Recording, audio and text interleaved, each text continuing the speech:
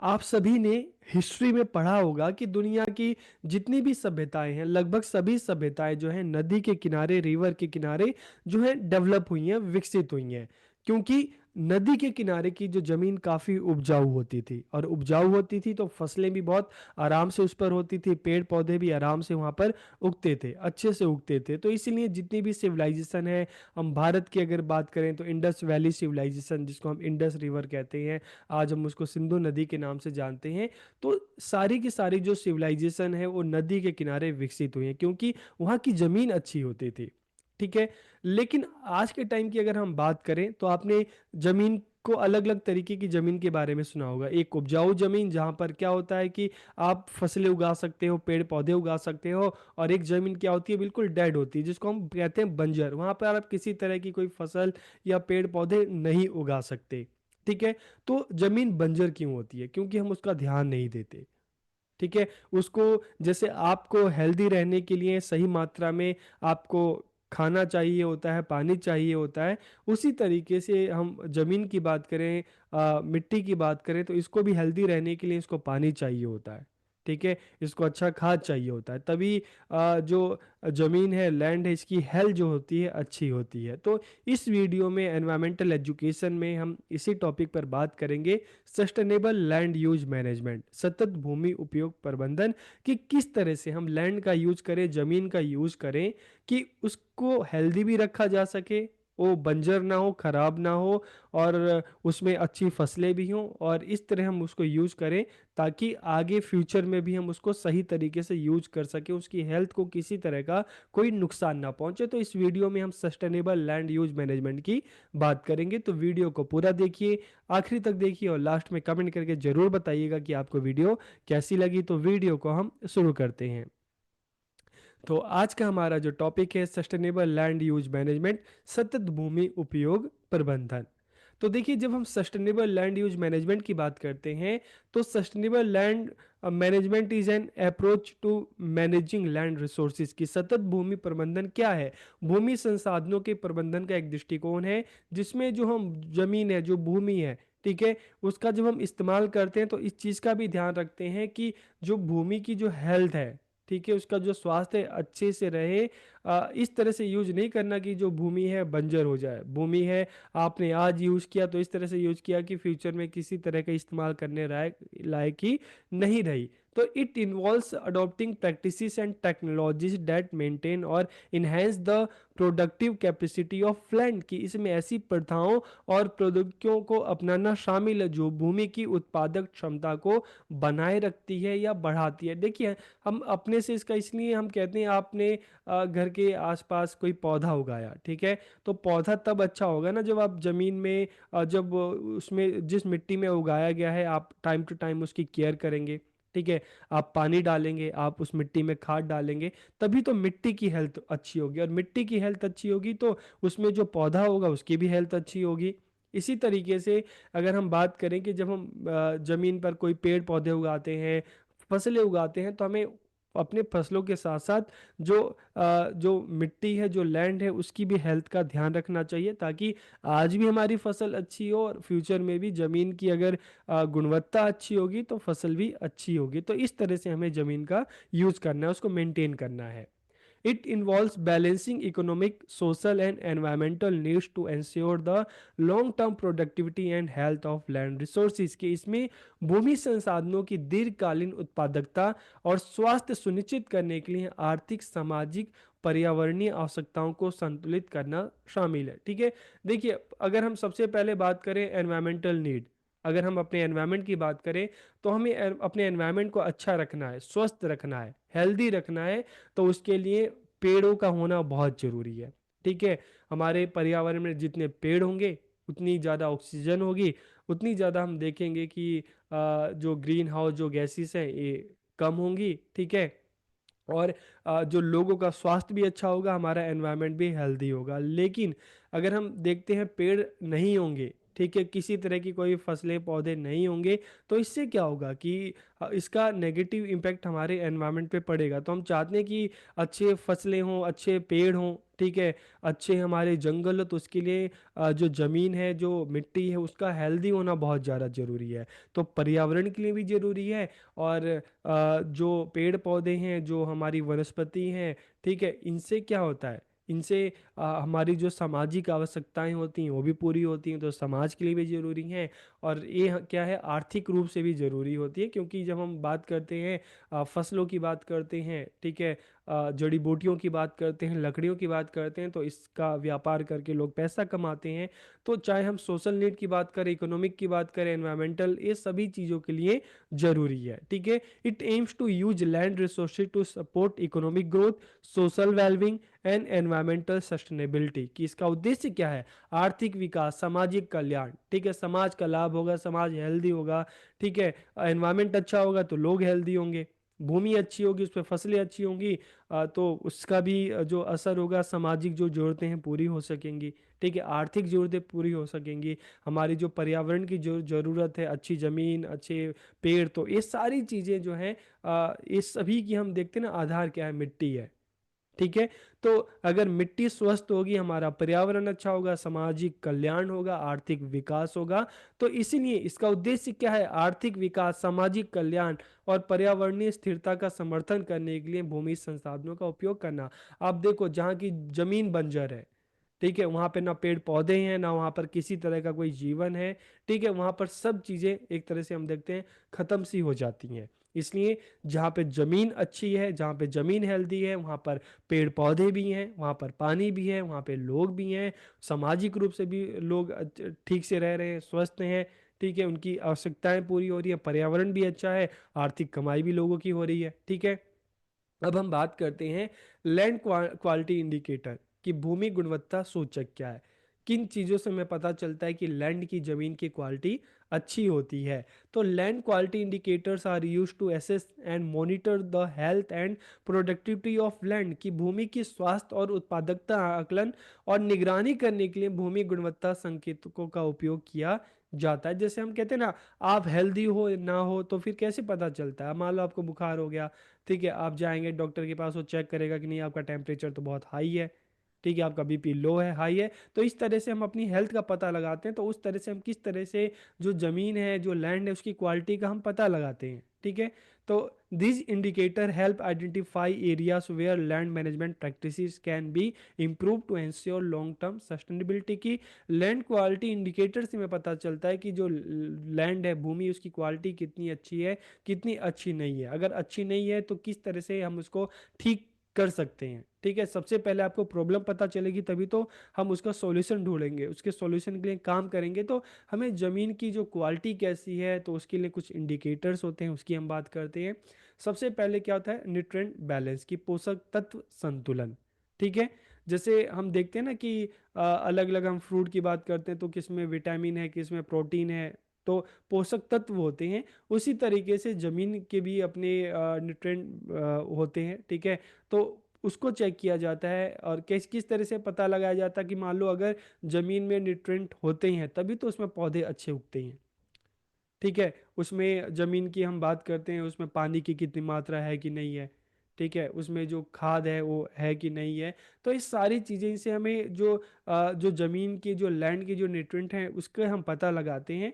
ठीक, क्योंकि न्यूट्रिएंट होंगे तभी उसमें अच्छी फसलें होंगी, अगर न्यूट्रिएंट नहीं होंगे तो उसमें अच्छी फसलें, अच्छे पेड़ पौधे वो नहीं होंगे, ठीक है। सेकंड चीज़ क्या है, इल ट्रेंड एंड इल गैप्स। की सबसे पहले हम जब ज़मीन पे देखते हैं तो एक अनुमान लगाते हैं ना, कि अच्छा, हमारी इतनी बड़ी ज़मीन है, इतनी बीघा ज़मीन है, तो इस पर इतनी फसल होनी चाहिए, ठीक है।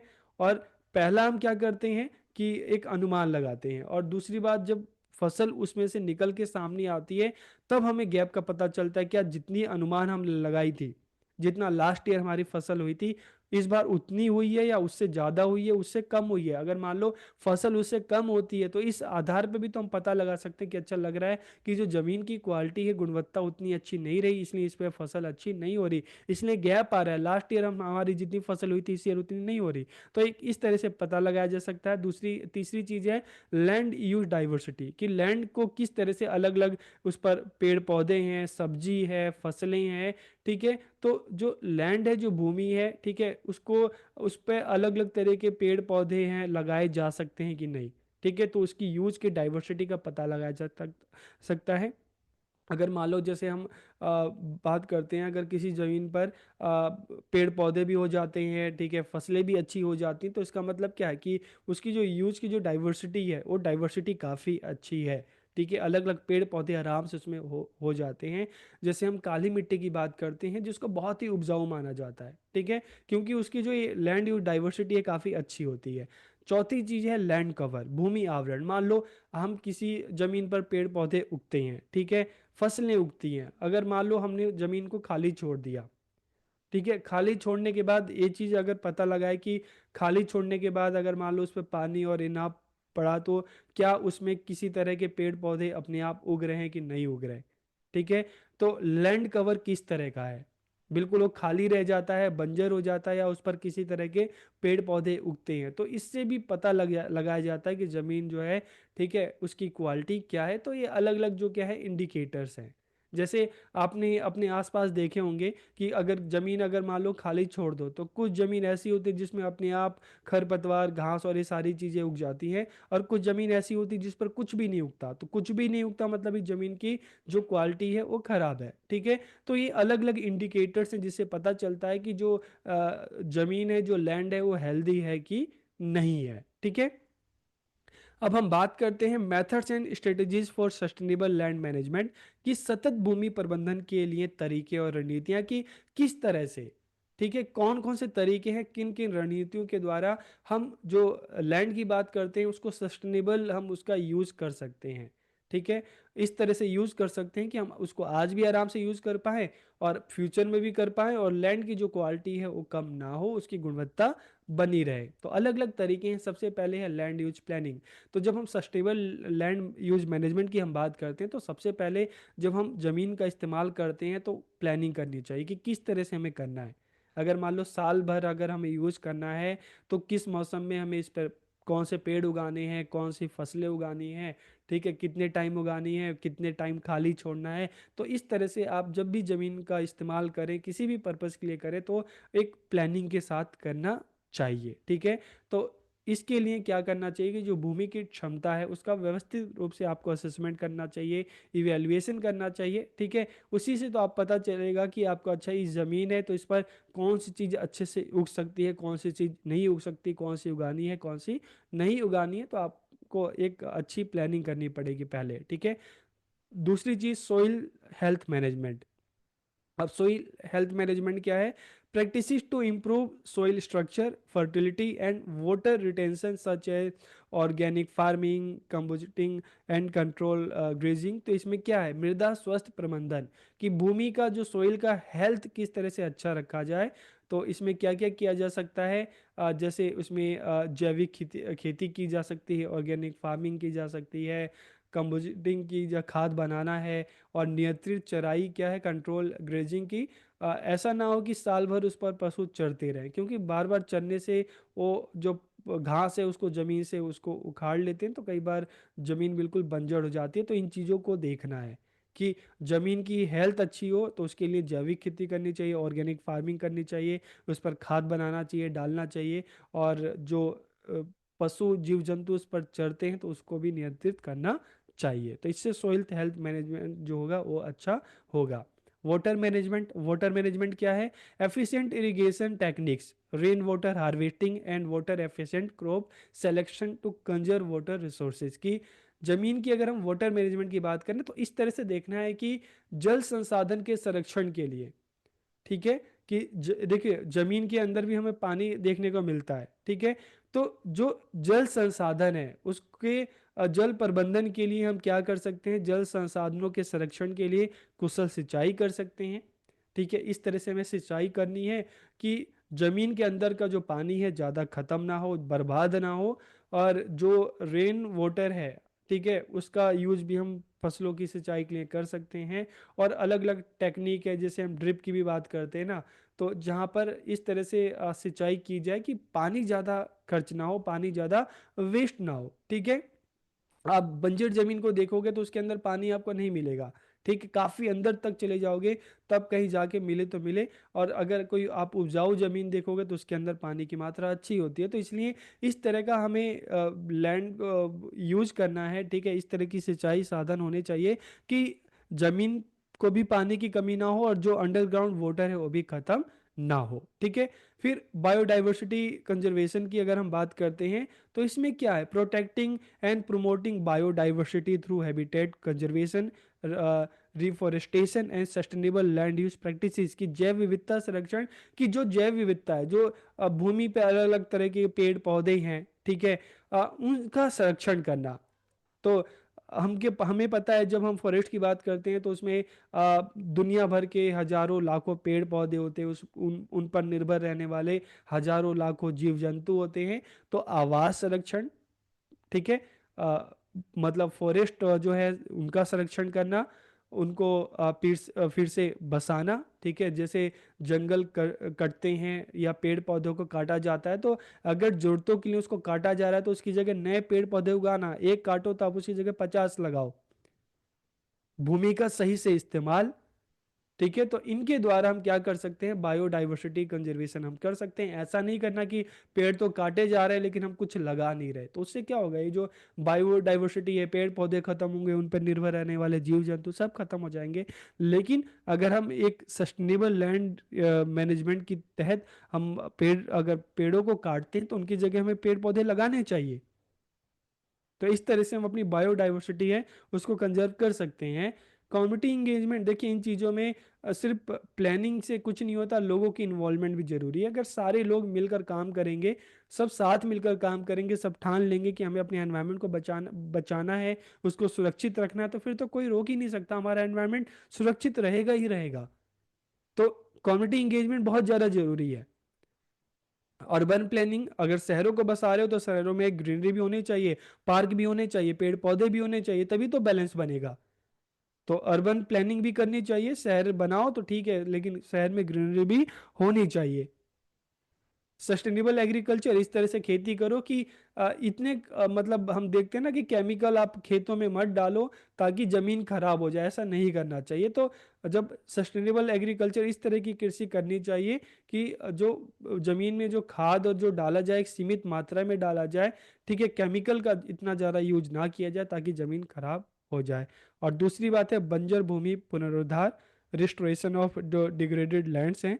अगर जमीन बंजर हो गई है तो उसको ठीक करने के लिए कार्य किया जाए, अलग अलग जो उपाय हैं उसको इम्प्लीमेंट किया जाए ताकि जो बंजर जमीन है उसको फिर से उसकी जो हेल्थ है उसको ठीक किया जा सके।